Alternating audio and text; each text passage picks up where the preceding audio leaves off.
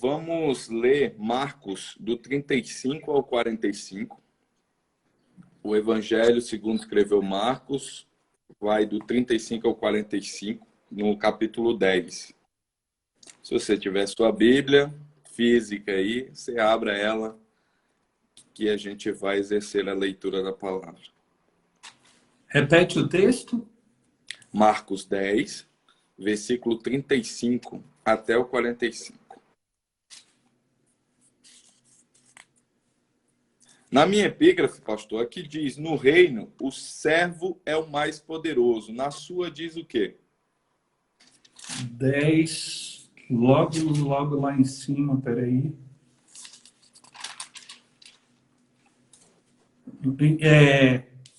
Do 35 que você fala, acima dele? Isso. O pedido de Tiago e João. Ok. Então vamos à leitura. Foi então que Tiago e João, filhos de Zebedeu, chegaram mais perto dele e lhe solicitaram.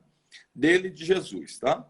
Mestre, desejamos que nos conceda o que vamos te pedir. E lhes indagou Jesus: que quereis que eu vos faça?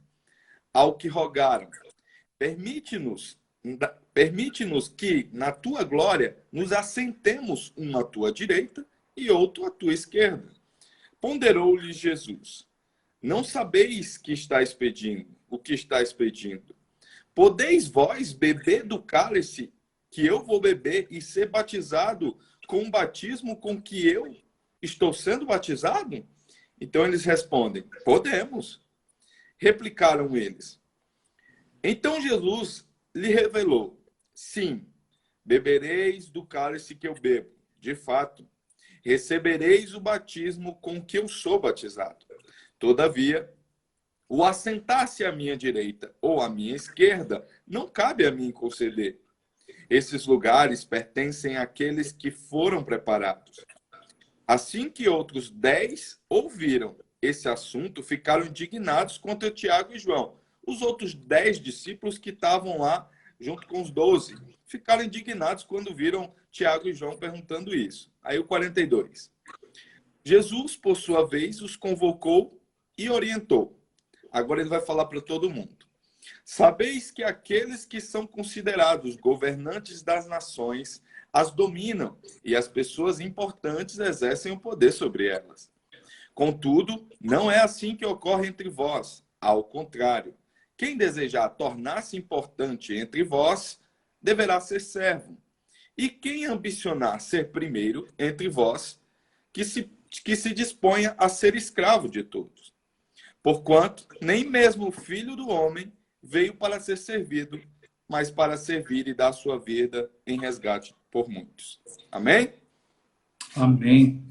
O texto é um pouquinho extenso, mas a gente faz uma leitura só e agora consegue pontuar algumas coisas muito importantes deste texto. Queria falar para vocês primeiro sobre o autor, né, Marcos. O Marcos, ele era discípulo de Pedro, tá? E ele quem montou uma igreja na Alexandria, no Egito. Ele é um dos 70 discípulos enviados para a propagação do evangelho. E ele também é martirizado porque ele morre amarrado com uma corda no pescoço e arrastado pela cidade. Então ele certamente foi um enviado ali de Jesus para a propagação do evangelho. E o próprio Jesus deu o privilégio para ele, né, de escrever um evangelho desses, né? Mesmo não sendo um discípulo ali que estava no dia a dia, né? Então, esse é quem é Marcos. E o contexto é o seguinte: Jesus está seguindo para Jerusalém, tá? Ele está a caminho de Jerusalém. E durante o caminho há essas conversas, esses milagres, muita coisa acontece nesse caminho, só que Jesus já está perto dessa entrada triunfal em Jerusalém. Ele está próximo, né, da sua crucificação, né? E aí, quando ele vai, antes de ele entrar, ele prediz que vai ser crucificado e também elucida algumas dúvidas dos discípulos. É comum a gente ver os discípulos tirando dúvidas, né, com Jesus. Eu acho que eles estão andando assim, só maquinando. Que dúvida que eu posso tirar aqui? Que dúvida, sabe? Porque quando você está com alguém que é inteligente, que tem conhecimento, que tem sabedoria do seu lado, você quer tirar as dúvidas com ele. E os discípulos não perdiam esse tempo, né? Então, Tiago e João, eles ficam um pouquinho para trás e vão conversando entre si. Quem é Tiago e João? Tiago e João são irmãos e são filhos de Zebedeu, como o próprio texto diz, tá? E eles são conhecidos como filhos do trovão. Eu não sei se é porque eles eram muito enérgicos, sabe? Mas eles eram conhecidos na Bíblia como filhos do trovão, tá? E Pedro também, um ponto que eu esqueci de falar sobre Marcos, é que Pedro considerava Marcos um filho dele na fé, sabe? Pedro olhava para Marcos como um filhinho ali na fé. É bem interessante essa aproximação que Pedro tem de Marcos.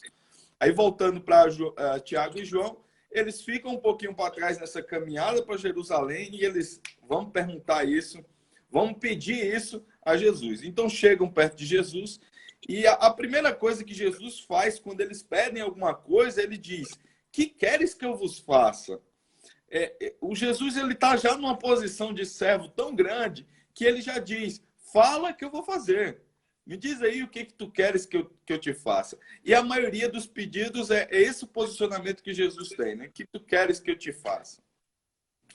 Então, acredito que o contexto também que eles estavam vivendo era uma dominação muito grande do Império Romano, né? O Império Romano estava dominando muito ali naquela época e a cultura implantada era aquela do Império Romano.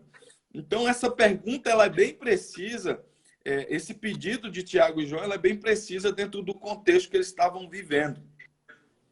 E aí, agora, vamos então introduzir esse texto para vocês. Imagine que você está numa posição, tá? Bem privilegiada, onde tem, digamos que você está lá trabalhando com o Donald Trump, ou com uma rainha, ou com um rei, tá? Você foi colocado numa posição, tá? Que você vai estar ao lado de alguém que tem uma posição muito importante no país ou no mundo. Imagine que você está lá. As primeiras coisas que devem vir à nossa mente é o seguinte. Primeira pergunta: o que fazemos quando estamos na presença do rei? É uma pergunta. O que ambicionar quando andamos com o rei? Quais os privilégios de estar com o rei? Como será a vida ao lado do rei? Como devo me comportar ao lado do rei? Bom, você imagina que um rei, ele não vive uma vida comum, não é isso? Ele vive uma vida extraordinária. Vários servos servindo ele. Ele tem uma posição alta e ele pode te colocar nessa posição alta, sim ou não? É um fato. E essa postura, essa cultura que está implantada em nós queremos privilégios, lugares. Nós queremos estar do lado do rei, mas aproveitar os privilégios que o rei tem. Pois bem, na cultura do Império Romano, era dessa forma. Uma vez que você estava ali trabalhando para o rei, você buscava crescer e evoluir ali naquela esfera, dentro daquele reinado. É comum para a gente, até hoje, até os dias de hoje. Se você está trabalhando numa empresa, né, onde tem o presidente, você está lado a lado com ele, com certeza você vai querer ali que ele te impulsione a ter um lugar privilegiado dentro da empresa. Você vai trabalhar para isso, não é? E aí, os discípulos se viam como trabalhadores deste reino. Os discípulos, eles se viam como alguém que estava do lado do rei. E aí eles, opa, eu estou do lado do rei, do mestre dos mestres, do cara. Eu vou lá conversar com ele para ver se ele arruma uma vaguinha para mim lá no topo. E eles nada mais, nada menos pediram o quê? Está um à direita e o outro à esquerda. Pensa se a ambição deles não foi grande nesse sentido. Eu chamo a atenção vocês também para a transparência que aqueles discípulos tinham com Jesus. A intimidade que eles tinham. Sabe? Pensa pedir algo tão ousado assim na frente de 10 discípulos e diretamente para o próprio mestre. Então tinha uma certa intimidade, Jesus dava essa abertura para eles e eles foram lá francos e, bom, Jesus, é o seguinte, nós estamos aqui e aí estávamos pensando se essa vaguinha não está disponível para a gente. E aí Jesus responde dizendo que esse lugar já tem dono, né? Esse lugar já tem dono. Depois que ele diz que esse lugar já tem dono, ele vai agora explicar como funciona a política do reino de Deus. Que a política do reino de Deus não era essa que ele estava impregnado neles. Tá? É importante ressaltar que em Mateus, essa palavra ela remete como se fosse a mãe deles que fizessem isso por eles. Tá? E aqui em Marcos, ele remete como se fossem os próprios Tiago e João que foi lá realizar isso. Então, eles tinham uma cultura implantada na mente e Jesus vem corrigindo essa cultura, discipulando a cultura do reino na mente deles. Durante toda a estadia aqui de Jesus, ele estava fazendo isso no ministério dele. E aí, esse é mais um ponto que Jesus precisava tratar com aqueles discípulos. Tirar essa cultura do reino da terra e implantar a cultura do reino dos céus. A política do reino dos céus. Então, é notável que Jesus, nessa trajetória, no evangelho, aqui no ministério dele, ele veio implantar o reino. E o reino tem regras, o reino tem políticas, o reino tem estrutura, o reino tem coisas que são ao contrário do nosso mundo. Então, ele diz assim, sabeis aqueles que são... Contudo, não é assim que ocorre entre vós. Ao contrário, ele está dizendo, olha, no mundo pode ser de um jeito, mas no reino é ao contrário. Tá? Então, ele chega agora aos discípulos e vai falar o seguinte, quem deseja tornar-se importante deverá ser servo. Primeiro ponto aqui, ele não está falando que a gente não pode desejar ser importante, tá bom? Ele não está falando que a gente não pode ambicionar. Ele não está falando que a gente não pode querer o primeiro lugar, ok? Ele está falando que para pessoas que querem o lugar mais importante, o lugar mais privilegiado, o primeiro lugar, você deverá tornar-se servo. E aqui ele diz, não só tornar-se servo, mas tornar-se escravo.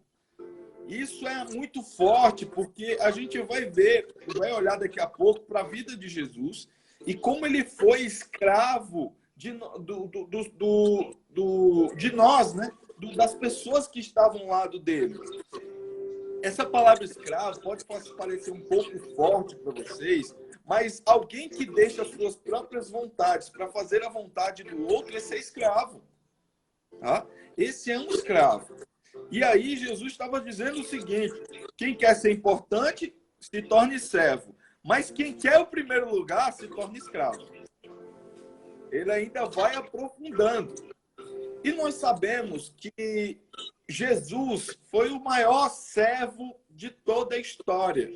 Jesus, ele é o maior exemplo de servidão do mundo. Jesus, ele abstém de tudo que é direito dele e faz apenas aquilo que foi enviado para fazer, dar a vida por nós e sacrificar-se por nós. E aí, agora, eu quero ilustrar para vocês como que a gente pode se tornar servo e, então, ter um lugar, ter uma posição no reino de Deus, talvez satisfatória. Por quê? Eu não sei vocês, meu irmão, mas assim como esses discípulos foram francos, nós devemos ser francos com Deus. Você quer ir para o céu? Tem gente que fala assim, olha, eu quero ir para o céu e nem que seja uma vaguinha lá no canto. Nem que seja uma vaguinha isolada lá na casinha, na última casa, na casa 1.450.000.000, lá no final, virando a esquina, eu tô de boa, tô tranquilo. Talvez isso seja bom para você. E estar no céu já é uma maravilha. Mas não é isso que está na nossa mente. Nós queremos realmente ter essas posições. Nós queremos realmente ambicionar, ser importantes, tá? E isso tem uma estratégia definida por Cristo. Porque no reino de Deus, o maior é quem serve mais. O maior é quem se sacrifica mais. Então, por isso que ele vem dizendo, versículos antes, né? Ele diz assim, ó, todavia, muitos primeiros serão últimos, e muitos últimos serão primeiros. Por que ele está dizendo isso? Porque algumas pessoas confundiram de que para ser primeiro era necessário que bondade, misericórdia, alguns atributos que não foram aqueles elencados por Deus. Aí Jesus traz esse trabalho, esse suor, né, como um requisito, uma estratégia para se ter um lugar mais privilegiado no céu. E eu acho lindo porque ele não diz não para as pessoas que estão ambicionando isso, mas ele diz, ótimo, se você quer esse lugar, eu vou te dar, mas faça isso, siga essa receita. Aí ele diz, seja servo e seja escravo.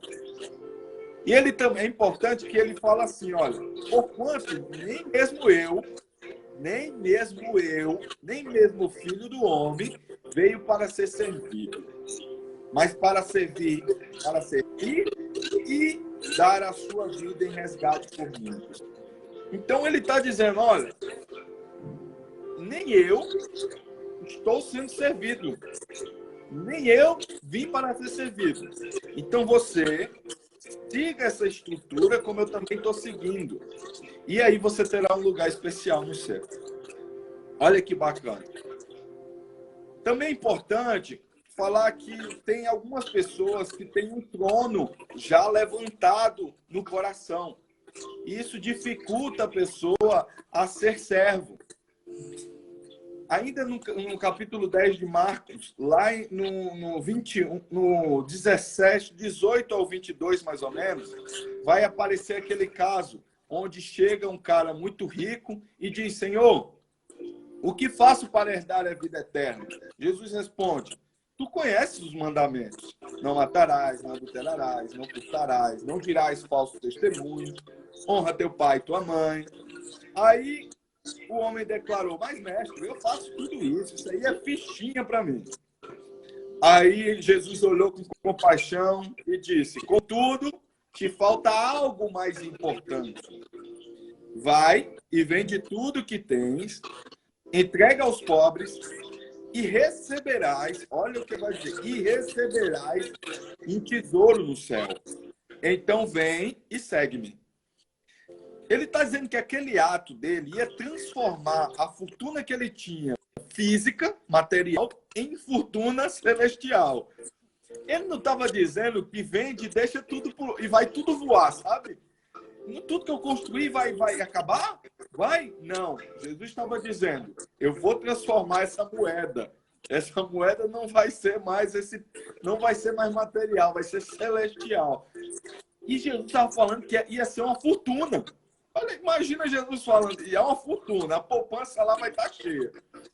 Mas este servo, ele se entristeceu profundamente. A Bíblia fala que ele tinha muitas riquezas.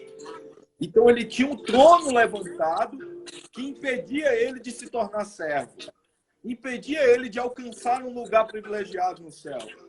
Impedia ele de ter um lugar de importância no céu. E nós devemos olhar para dentro de nós se não temos tronos, tá? Seja ambição material, seja ambição profissional, qualquer coisa que esteja impedindo de você se tornar um seguidor de Cristo, um servo do outro, sabe? É importante ter essa visão. E aí, agora, vamos para os aspectos práticos de como ser esse servo e então concluir a nossa mensagem. Jesus teve alguns comportamentos na sua trajetória. É importante que você saiba desses comportamentos. Jesus realizou milagres, prodígios e maravilhas. Sim ou não? Bastante, Sim. hein? Por onde Jesus passava, vinham os enfermos.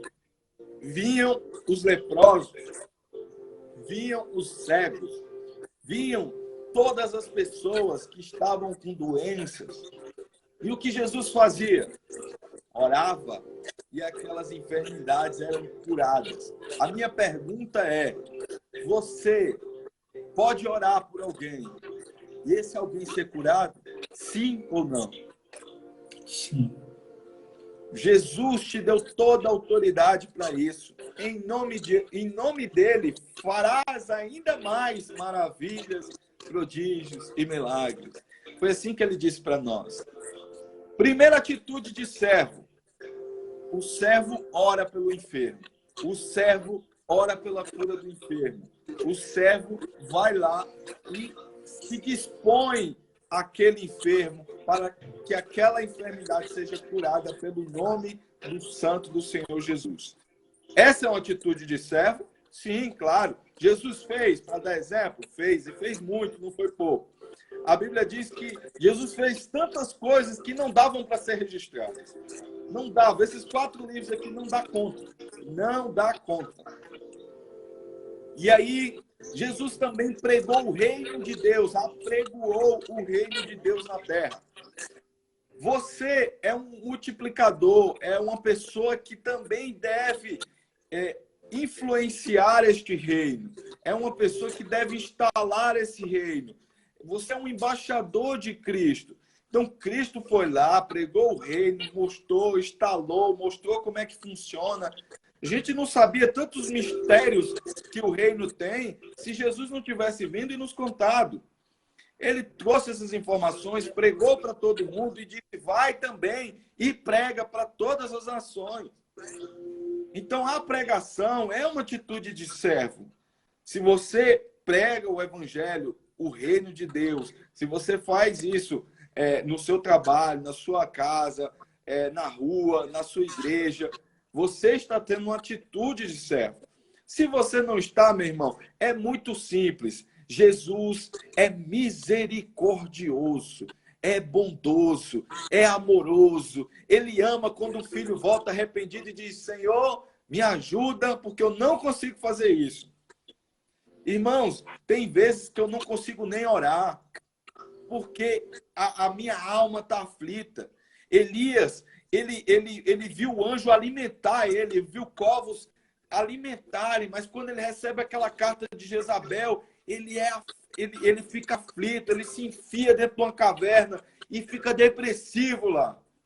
Então, nós estamos sujeitos a isso. O profeta naquele tempo que viu fogo descer do céu, ficou sujeito a isso. Então, meu irmão, não se preocupe. Deus sabe da sua fraqueza. Deus sabe o quanto você luta para ficar em pé.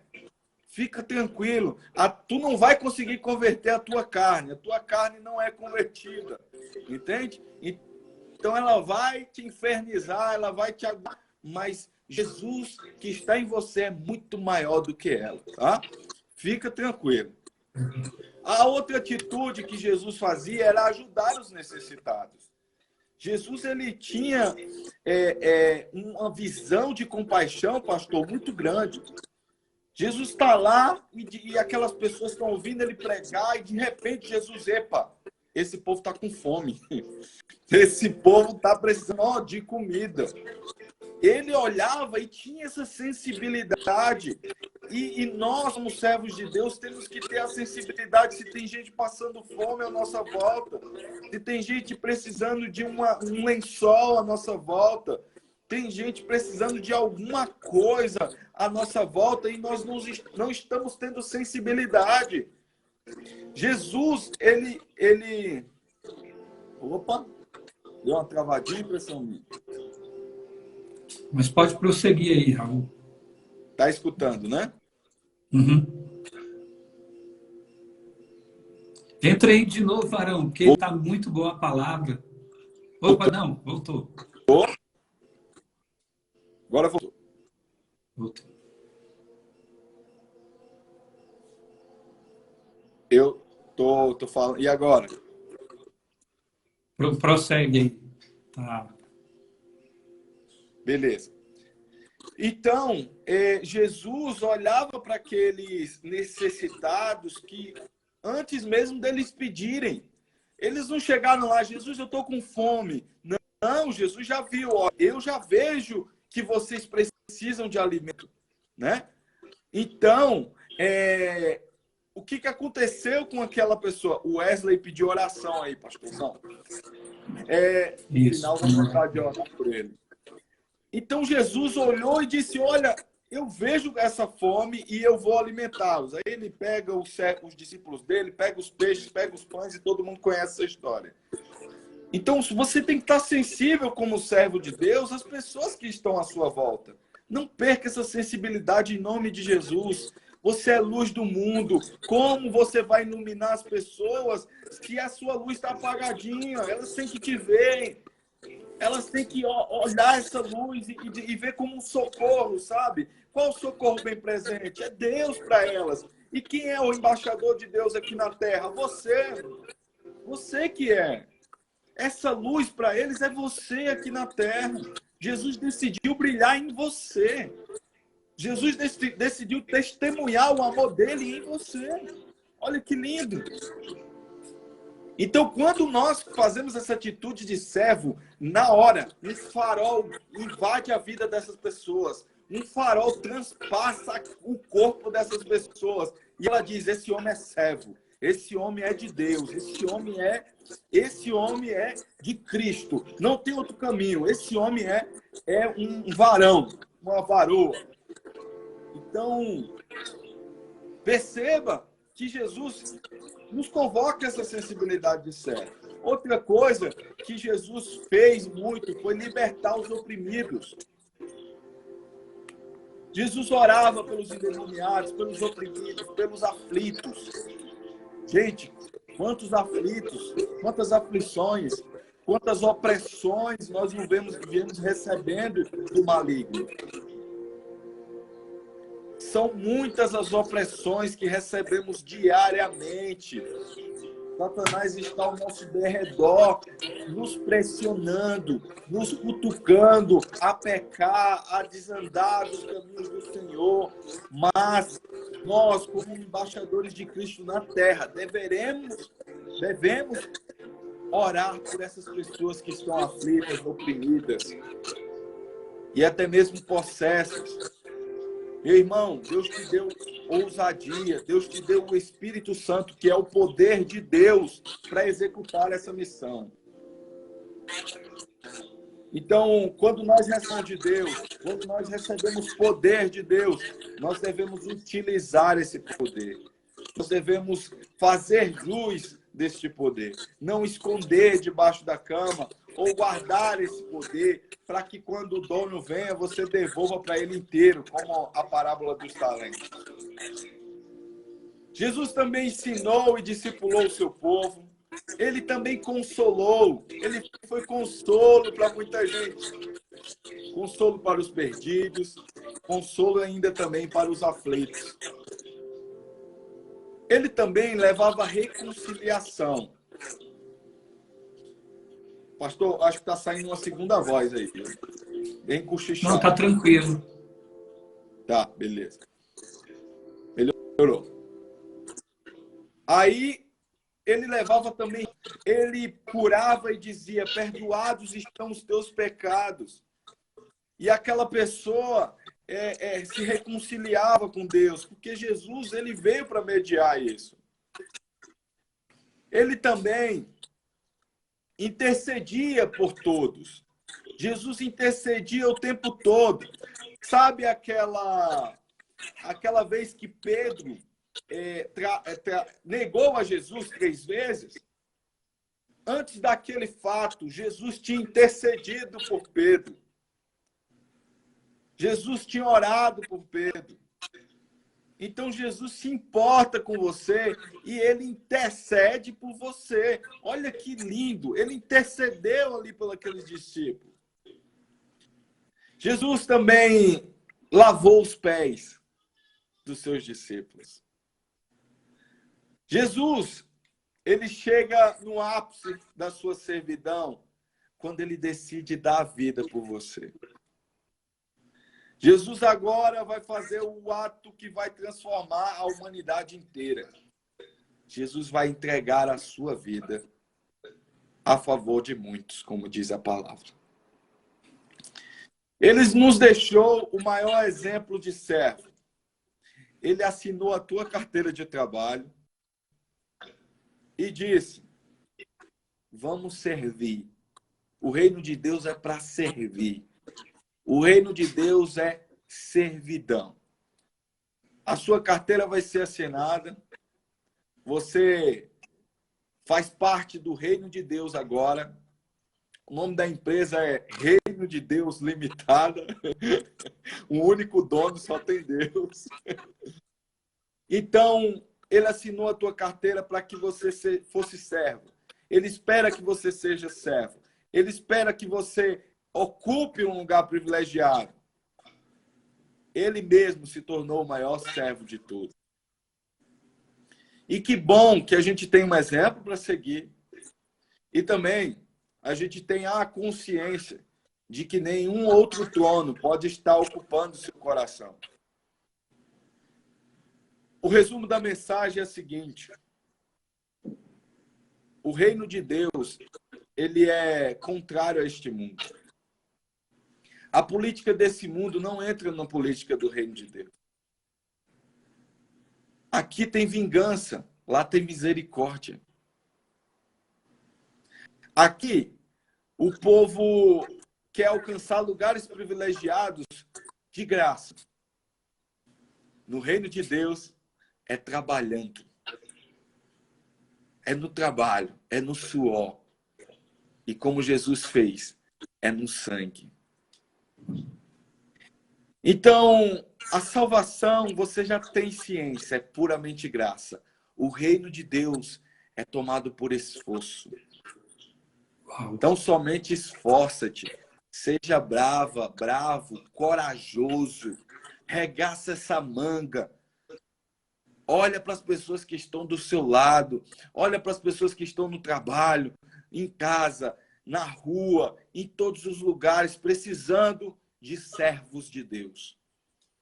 Precisando de faróis que iluminem as suas vidas. Seja um farol de Cristo na terra. Vá nos lugares onde ninguém se presta a ir.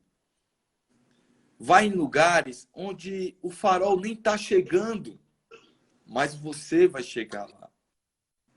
Sabe, eu tive experiências para edificar a fé de vocês e finalizar a mensagem. Eu ministro um curso online e certa vez, agora há pouco, um dos alunos olhou para mim e comentou que sentia como se fosse o amor de Deus nas palavras e no que estava sendo falado. Em nenhum momento eu abri a Bíblia e preguei o Evangelho para ela. Mas eu creio que para edificar a fé de vocês, o que ela viu ali foi uma carta viva. Uma carta viva que não é as palavras que estão valendo naquele momento. É o farol que está no rosto. Para a glória de Cristo. Então, que Cristo seja glorificado na sua vida assim também. Quando você estiver no metrô, que as pessoas olharem para você, você vai ser o farol para elas. Quando você estiver no trânsito, quando você estiver no trabalho, em casa, em todo lugar, que resplandeça a glória de Deus no seu rosto. Que resplandeça. E que para ser servo, nós se tornamos um dos maiores trabalhadores. E Deus está precisando desses trabalhadores. E Ele está doido para te dar um lugar privilegiado lá. Ele está doido para te colocar num lugar legal lá. Você quer isso? Torne-se servo, humilde. Entregue a sua vida a favor de muitos. Siga o exemplo de Cristo. Eu agradeço vocês pela oportunidade de ter ouvido a palavra do Senhor e que o nome do Senhor seja glorificado. Somente isso. E que eu e você pastor Ronaldo e todo o povo que está ouvindo aí, saímos com essa mensagem de nos aperfeiçoar como servo ou nos tornar servo, mesmo que não estava sendo. Lembre-se da misericórdia de Deus. Esse é um grande segredo para um cristão. Jesus é misericordioso. Moisés tinha 3 escolhas ali para fazer. Deus deu 3 opções. Você quer que eu faça isso, faça aquilo, ou você quer decidir o que fazer, ou você que faça? Então Moisés disse, não, eu prefiro ficar sob sua misericórdia. Tá bom, gente? Tá? Amém. Vamos, se prossiga aí. Obrigado pela oportunidade. Que Deus seja louvado em nome de Jesus.